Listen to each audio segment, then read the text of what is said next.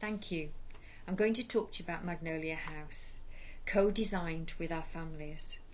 A safe space in the heart of our hospital, which is dedicated to families with children who are nearing the end of life, and somewhere that offers bereavement support in the aftermath of child loss. It's our centre for palliative care and bereavement, and you can see an early artist's impression of it here, and this is a true picture of what it looks like now. It would never have been built without the feedback from our families. The families who had experienced loss and or whose children were in a palliative phase of their care. And for many years I was a Macmillan nurse and heard feedback like this that you can see here, based on families' experience of having news broken to them, significant news that was going to change their lives. And you can see here that their feedback is horrid to read and even more horrid to listen to in terms of their experiences. And I guess it probably resonates with many of you who've had experience of breaking bad news or bereavement support. So we wanted to do something about this, and our families came on side and said, we'll help you do it. So we went on a very, very long journey of working out how best to create a place where conversations could happen undisturbed, where families could stay after news was given and not need to leave. Perhaps it's a space that the families could be together and not be separated because there was not enough room for them all to be there. A place where end of life could happen that felt more spiritual and calming. And a place where families could go to for bereavement support and not need to come through corridors of the hospital, risk meeting someone who didn't know their child had died, or risk feeling something that had a negative connotation. It's a very, very long conversation about how we got to a point where we had sufficient money to build a house and had funding to create the interior. And I won't bore you with that here in the short 10 minutes that we've got. What I want to do is focus on the co-design work and the collaboration. And here you can see that in this room there are lots of different people.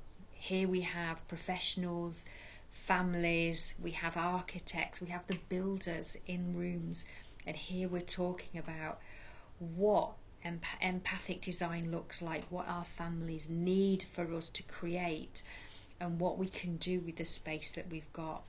And here we're using mixed modalities of art and ways to talk to people to try and pull from them all the different nuances of what a centre for palliative care and bereavement should look like.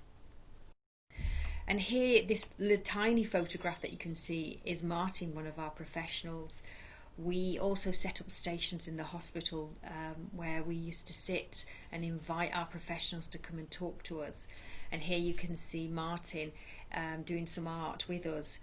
And we use these ways to help people think differently. So they took time to think about touch, texture, feeling.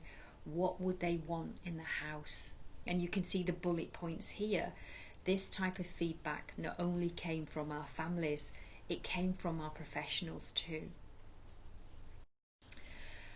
When we knew what we wanted, we took our professionals and our bereaved families to the shops, and they sat on chairs and settees, and we asked them questions about, could you break bad news on this, sitting on this chair, and how does this space feel? What does this feel like and smell like? And what does it, when you see it, what kind of imagery does it provoke? And we used all of this feedback to create the space that we used. Spaces for small conversations, big conversations, spaces for support groups, spaces for quiet time.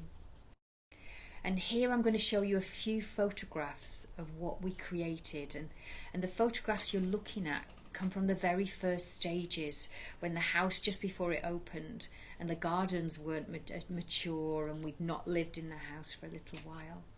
but I think this gives you an idea of what's there.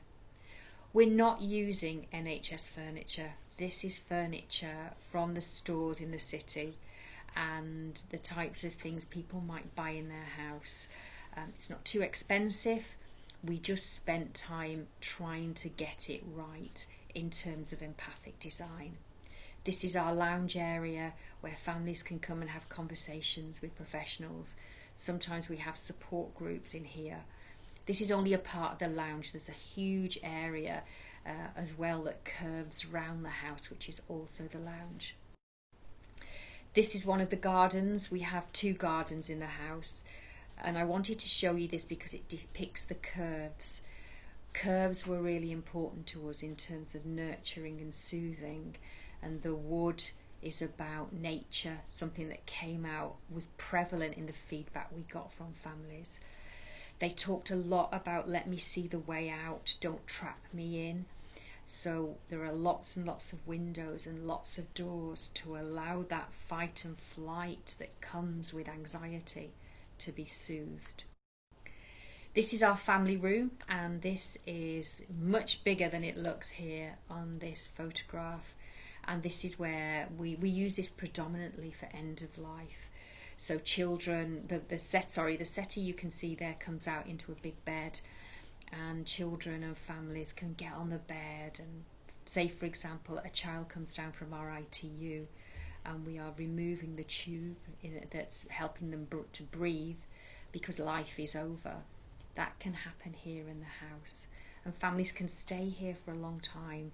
They don't need to go, they don't need to vacate so that somebody else can use it. The space is dedicated to them.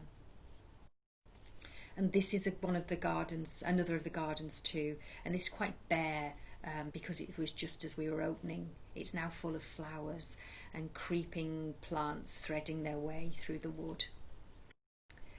So what do we use the house for? Well, you can see here in a very cold way the bullet points of what is going on in the house.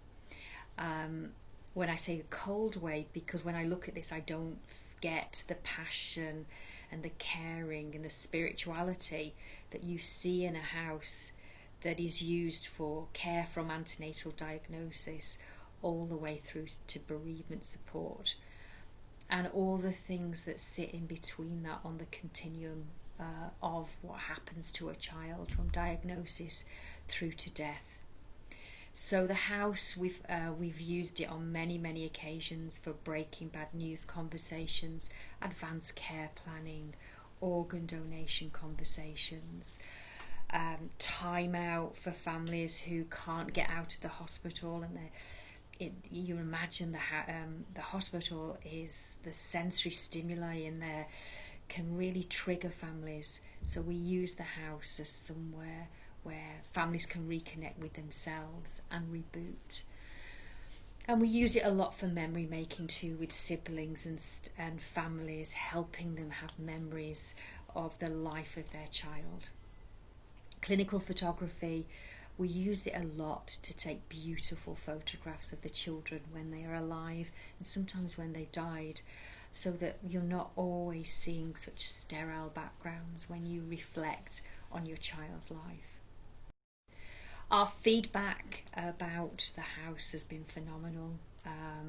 We have anecdotal feedback, like you will see here in our visitors book. Please know the difference this house makes, from Helen and Phil and Ben in the Stars. We have much more robust scientific feedback from research that the Birmingham University and Clark got involved with. And they helped us from the very beginning, from when we first started to plan the build of the house, and have followed us through researching the house and the impact. And they've just completed their studies now and are publishing. And it's fair to say that the feedback on the impact of the co-design with families, how the house has landed, has been fantastic. We knew very early on, because we were using and supported by families who had experienced loss, that it was going to be okay. What we didn't recognise was just what impact the house had on the care that the staff felt they gave. We saw a marked improvement and lots of feedback from staff saying the house helped them to care differently. Other things that we've done in the house, I've talked about clinical photography. We created things we couldn't have created elsewhere in such a beautiful way. This family, his little one was dying and they'd never been to the beach. So we created a whole beach within the house and took photographs so their little girl could go to the beach and they would always have that memory. So what's next? Well, we've had such phenomenal feedback for Magnolia House. We have 2 hospital sites as part of the trust. We also have our women's hospital. So we're going to do it again. We're using bereaved families again as they are our wonderful, wonderful co-design group. These families have experienced baby loss from being 6 weeks pregnant all the way through late miscarriage, neonatal death, stillbirth, and even fertility. And they are going to help us to design a house that is beautiful, that will honour baby loss. Thank you for your time.